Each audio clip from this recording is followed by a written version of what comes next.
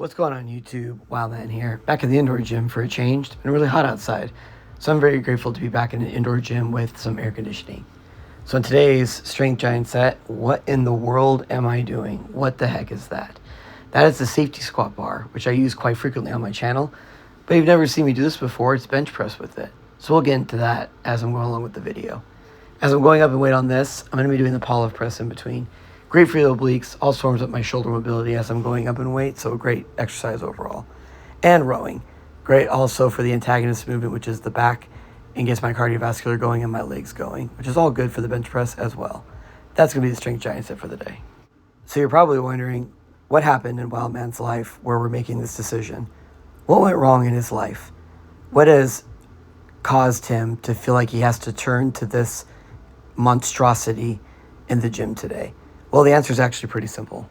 So back in my younger years, I used to use the JM press on the SSB in order to hit my triceps. That's when you remove the handles from the SSB, you bring it down, it touches your chest, and then you bring that pad that's on the bar down towards your head.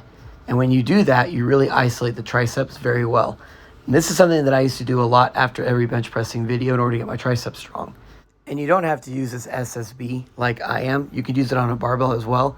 But I kind of picked up that tip from a YouTuber that I frequently watch, where he was doing the JM press with that, because the way that padding lays on your chest and then brings that pad naturally to your forehead, it just made it easier than having to guess with a barbell.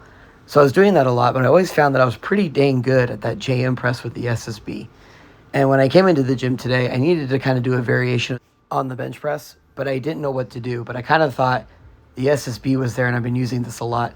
So I thought, well, maybe, what if I bring this down to my belly so that the pad naturally wants to lay on my chest, and then I bench pressed it? Would this have a good carryover into the bench press? Would this be worth it? So I decided to test that theory today by going up to a 1 rep max with it and then dropping it down for volume as I typically do with variation lifts. Just make sure that I'm hitting everything and absolutely destroying the muscle with it once I'm done. So I'm not going to go back to it. So I'm using that safety squat bar for that reason today. And the hardest part for me was trying to figure out where to place my hands. Because if I place my hand right on that black pad, it really hit the triceps hard. If I went out a little too wide, it hit the chest more. So I wanted to find that Goldilocks hand grip where it was equally working the chest and the triceps.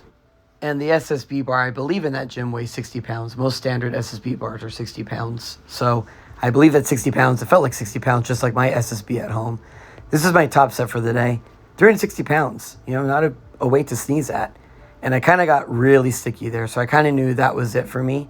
And it was just time to move on to the volume portion, which was only going to be 1 round. And my goal was to hit 10 reps with it. That's what I wanted with 270 pounds. And spoiler alert, I do it. And it does get very sticky towards the last 2 reps, which ended up being absolutely perfect.